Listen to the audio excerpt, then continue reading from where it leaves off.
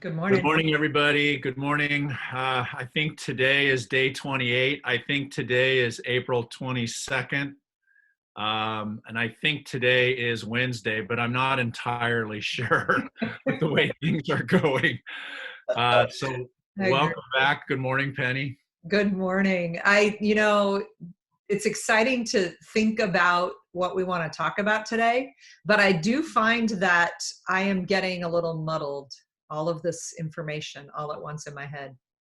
Yeah, as Georgia Hurd said the other day, we've acquired confetti brains. So, we're having trouble staying focused on meaningful things for long periods of time. Yeah, it's really, and so since yesterday we talked with Colleen and Bob, which I thought was just a blast, but we started this kind of conversation about collaborative writing being important. And it led me to think a lot about feedback and how critically important feedback is. So I just thought today would be a good day to talk a little bit about that. Agreed. And, I think the first hurdle when I talk to teachers about this is that sometimes they get a little bit muddled, the difference between feedback Mhm. and grading, which in our minds are two very, very different things, right? Yeah, I feel like grading is a necessary evil. Feedback is an opportunity. Feedback is coaching. It's, Mm. you know, when we respond to kids in person or we respond on a paper, the goal is not just to put an A or B or C or D on the paper. The goal is that my response is going to spur you to move that paper to a better place. That's very different than grading a paper. Absolutely. And it's also that just like in our reading conferences, we're always conscious of who is this writer? What does this piece mean to this writer? Because it can be so critical that we think about, why are you writing this? Who are you thinking it's for? Always trying to figure out what is the setting for this piece of writing in your life, because there are times when the student doesn't care a lot about the piece and may simply want, tell me how to make this an A. And I think that, the first thing I thought about with this was how important it is that we give timely feedback. And that throughout, if you have kids working on a piece over a couple weeks, we always try to give a lot of feedback at about the midway through, where there's still time to make revisions, that we've done one pass through with comments. And I think that just starts to raise all kinds of questions. The first one for me is that I make a commitment to get those papers back within 2 days, both in midway drafts and best drafts, because I always feel this anxiety when I send a piece of writing out there. I want to know that you've heard it. What do you think about it? And I have been in so many classrooms over the years where the kids are like, when are we going to get our papers back? And the teacher's like, oh, I've got, so many to grade. And it can feel frustrating, I think, for writers. That's something we all struggle with. When I had a full schedule, I had 185 kids. I can't read 185 essays in 2 days. So that raises issue. Do we stagger the turn-in times? Do we stagger different classes at different times? It also, I think, in a good way, having way too many kids economizes that that interaction with the paper or that interaction with the kid. My frustration in a class of 38 is that sometimes I couldn't get, often I couldn't get to every kid Right. in that lap of writing. Yeah, and I think that one of the things, like one question, what if you tried this? I wonder about this. And one, something that's specific and positive. Those two guidelines help us get through a stack of papers quickly. But probably the most important thing I have my students do is to put a question at the top of the draft. And they usually are printing them. I really don't like the exchanges on Google Docs as much as I like to write all over a paper, because I can do smiley faces and brackets and but I always ask them to say, what is going to help you right now as a writer? And they struggle at first with what kind of questions to ask. But if they aren't initiating what kind of feedback they need, then I feel like I can just go down the wrong path and it isn't helpful. Yeah, I mean, it gets to that idea of moving away from, here's my paper, please help me, to having the kid request targeted response on that paper. So what are some of the questions kids would ask you? Sometimes it's, I'm not sure where I'm going with this. I started here and now I wonder if it's, and that's a great question about momentum and flow and cohesiveness. Other times they've said, I started writing about my dad and now it feels like it's all about my sister, or it's, just so where you want to focus. Other times they've asked questions like, did I punctuate dialogue correctly? Because we've been focused on that. It can be that what I would think of as a surface level or editing conversation. How about you? What have they asked you? Much of the same, or they may say things like, does my introduction work? Or sometimes if we're working on, we've talked in the past where we model, where we write and we play with the sequence of it, they may ask me to comment on the sequence of it. And then sometimes it's very minute, So you and I talked about this this week because I sent you a draft of a chapter we were working on. And I asked you, I said, number one, the conferring piece is too long. So could you give me suggestions for how to cut that? And we just talked about it. I didn't write that on the draft. So when you wrote back to me on the conferring piece, you put, this is too long, consider cutting it. And I was like, you're not even listening to me, which totally happens in class. If I don't have kids write it on those drafts, I would never remember. Yeah, I didn't remember. I know. And it was interesting because I was reading that draft through a different lens than the lens you expected me to read it through. So without you asking, without it being there in print, you're right. That's just 1-to-1. What if it's 1 to 150, right? Exactly. So yeah. It raises other issues too about, as a teacher, what kind of mid-process feedback, even if you request something, what if a kid requests, hey, look at my introduction, but then you look at the paper and you see something else that's glaring. Will you step in and nudge there? Yeah, most of the time I do. I think that the challenge for all of us is that the paper has lots of things you could give feedback on. And so balancing the time that we have with the intentionality, because if a writer requests feedback on a particular area, they're really ready to learn that thing, right? There's a sense of that's their zone of development. Their zone of proximal development is where they can look at their own writing and say, I need help with this. They're going to learn it. It's going to stay with them. But if we jump in with lots of corrections, for example, they don't transfer. The kid will correct what you've circled, but they didn't learn how to think to do that. And I think that's where we've wasted a lot of time. So lots of times, like just sitting with my daughter the other day, as we talked about, looking at it as a whole and saying, what's one thing this writer could most benefit from, helps manage the paper load as well as give feedback that will actually matter. I always think in terms of two, right? Two things. So I'm looking at your paper. I'm going to write two things. And usually one of those is some sort of, as we've mentioned before, even in this thread, some sort of way of receiving your paper some way. I like X, or I like X so much, I need more of X. And then I may then do a second thing that's sort of, you might think about why, and give them a little nudge in a separate direction. I think, and especially when I was a younger teacher, I would read a draft and see 27 things that I wanted to say about it. And I think that doesn't serve the teacher well. I don't think it serves the young writer well. So for me, it's two things and I'm out, two things and I'm out. And sometimes if I know that I'm going to confer with the kids the next day, sometimes what I even write on their paper doesn't mean a whole lot to them. It means something to me that when I cite up to them, it's a reminder to me, this is what I want to talk to this kid about. And so I might make a list of 5 or 6 kids that I want to talk to tomorrow. And for each one of those, I've written shorthand that's meaningful to me so that when I sit and talk to the kid, it reminds me of what I wanted to say with the kid.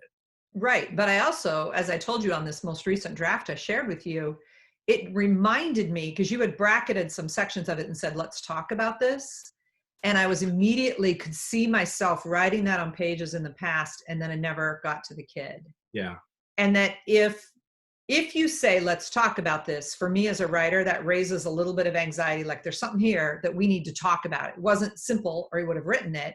And then if I don't follow through with the kid, which I know has happened in my class, then I'm leaving them in this place of not knowing. So I think that's really tricky. And I think that in the past, that's been an easy way for me to answer. Let's talk about this. But I was really aware as I was reading your comments that that put me in a place of, when are we going to talk about this? I posted on the Padlet, the feedback fallacy, that piece that I read from the Harvard Business Review. And I just think that if I read that every year before I started teaching to remind me a couple of its most important points is that our brains grow where they're already strongest, and that attention to what we do well catalyzes learning, and attention to weaknesses tends to stifle it. I again and again think, what am I doing that's going to catalyze learning here? That's really going to, you know, if you read a passage and you go, right here, I can see your mom. I know what's happening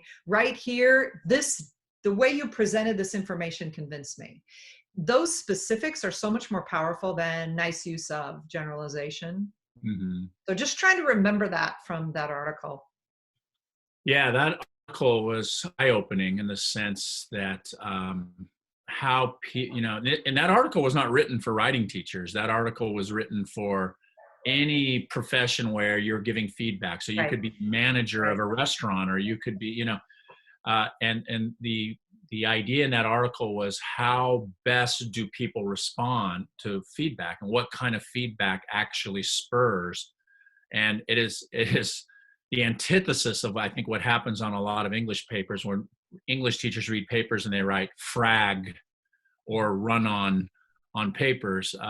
That is not the kind of feedback that moves people to better places. Well, and it's also staying at the surface level. A piece of writing, right, if it's not cohesive and it doesn't make sense, doesn't get better if the mechanics do. There's the rewriting of it. And I think if all the comments we give stay surface level, then the kid doesn't make it better. Something that's poorly written and properly edited is still something that's poorly written and properly edited. Right. It's still crappy. So who cares? I mean, it's not that editing's not important, but that editing is incredibly important. But for certain kids, that should come in later in the process. If kids are worried about if the comma is in the right place, then the stuff suffers, right? Yeah. And we want the stuff to get better before it gets correct. Right. And the thing that I noticed the most about your feedback on my draft, and it's only because it's so fresh in my head, was that Don Murray told me years ago, when you give your work to someone else to read, they're going to tell you what you already knew, but you were trying to ignore about your writing. And that has stayed with me always, because I would go to my writing group and I would be like, oh, they all said exactly. I knew that. Why did I leave that in there? Well, in this case, I knew in the chapter I sent you that one section of it was way too long, not just the part I mentioned, but the whole section. And I didn't know how to fix it. And when you took the time to say, if you moved this here and this here and this here, all of a sudden, it felt like I had a coach next to me going, this can help you. You don't have to take my suggestion, because you always offer it that way. It's just one writer's read on your chapter. But if you did this, all of a sudden I was like, oh, now I want to get back to that chapter. Because you lose faith in your writing when it feels like it's a mess. And when you get somebody to say, ooh, just how about if you redo this? It was almost like you became a mentor text for me. Your thoughts reorganized my piece and it became a new piece. It's such a fine line, right? So I'm reading a student's piece. In this case, it's you, right? And so, there's that sort of old school thinking of let the kid wrestle it out. And, I could say to you, well, I could have said to you, do you envision any other way this could be organized? Or I could say to you, here's an idea. Now, am I doing your thinking for you, or am I giving you the nudge that's going to unstick you? Unstick is not a word, but you know what I mean. It's going to free you up to move. So where is that sort of balance between letting the kid develop that wrestling muscle versus the teacher, saying, hey, you might think about going here. I know. And I felt like you hit it just perfectly in that moment. But I mean, we don't want to sit down and reorganize a paper for a kid. That's why I sometimes do a little bit of that. Like, you just let him know they have options. You could start differently. Right. Can sometimes be the invitation instead of do Right. it. I do that a lot with kids. I put my finger, this part, you might think about starting the essay right here. Mm, It's way down here somewhere. But I got to say, this is what's grabbed me. So you might want to think about doing that. yeah. And then There's you a walk away and let them think about it. there's a famous story of Don Murray sitting with Don Graves writing, and he like is skimming it, zoop, zoop, zoop, zoop. He gets to like page 7 and goes, okay, here's where it starts. And Graves was just like, what? Like, I'm going to lose like all that writing. And so he started getting stuck and he couldn't work because of that Yeah. feedback. So Murray brings over a box, which he has taped shut with a slice in the top. And he makes Don for the next chapter write a page, drop it in the box, type a page, drop it in the box, and not reread anything and not go back, because now he was stuck in constantly trying to figure out, and he couldn't move forward. Oh my gosh. That's so interesting too, because you fall in love with, sometimes you fall in love with what you wrote, and sometimes it's crappy. Sometimes you fall in love with the effort that it took to write that. I remember, for example, when I wrote an introduction, when I was writing Read Aside, I wrote an introduction to a chapter, and I remember how busy I was. I was teaching full time. I was coaching softball, and I don't know what happened, but my family was gone for a Saturday morning, and I had that Saturday morning, and I was really gonna like finally get into this chapter. And I wrote and wrote and wrote and wrote and wrote and wrote, and I had some momentum that I hadn't had in a long time. And then I sent it off to my editor, and eventually, and then he came back and said, this whole front part has got to go. Right. And I thought, I spent all day Saturday on that. I spent 4 hours. I'm not going to cut that. That needs to stay. I worked my ass off to get that. And he goes, no, it's got to go. And it went, and it was better that it went. But I needed somebody else's eyes or ears to see that and to talk to me and hear that and say it back to me. Tom Newkirk was my editor for Book Love, and we argued over the same 65 pages. And every time he would say, you need to cut this. This is about independent reading. Don't include all this stuff about book clubs. And I would say, well, and it would go back in. And then in my head, I would think, this is Tom Newkirk. Like, nobody knows better than him what I should be doing here. And I think that that's it. You're wedded. Our kids are wedded to the effort they put into the stuff that's on the page. And that's why we have to remember that we're teaching writers, not that piece of writing, because that piece of writing may never be as strong as you hope it will be. But what is the writer learning in the process? Well, and the two of us went through the same thing when we wrote 180 Days with our editor, Katie Wood-Ray, who's off the charts brilliant. Yeah. And anybody out there who has that book in your possession, what you really have is 60% of what we wrote, because 40% of that book, 40% of that manuscript was actually cut. Yeah. And that was a really very painful process for both of us as well. I remember that. I also want to suggest, since we're on the topic of feedback, that we'll revisit an idea we talked about earlier in a thread, and that is the idea that kids can receive meaningful feedback from one another as well, not just from the teacher, and especially with large class sizes. I know that I remember when we had our 9th graders do drafts together, we would have them circle up and share their drafts, and we would give them little prompts like an I noticed lap. Do an I noticed lap with your partner. I noticed you didn't tell me what city this happened in. Is that important? I noticed your dialogue was really good here. I noticed. And so kids respond to each other in I notice laps. And I think you suggested at that time that we do a I wonder lap. I wonder what would happen if, you did this. And I wonder, things that come up naturally. I think in teaching adolescent writers, I called it a question flood, that you trade papers with with a partner, and that partner's job is to flood your paper with as many questions as possible. Then when you get that draft back with all those questions on them, it's your job as the writer to decide if you're going to address this one and ignore that one. But sometimes giving that feedback from around other people alleviates some of that pressure from the teacher. Yeah, I think that just going back to like one of our core beliefs is that if you want to teach writing, you have to write.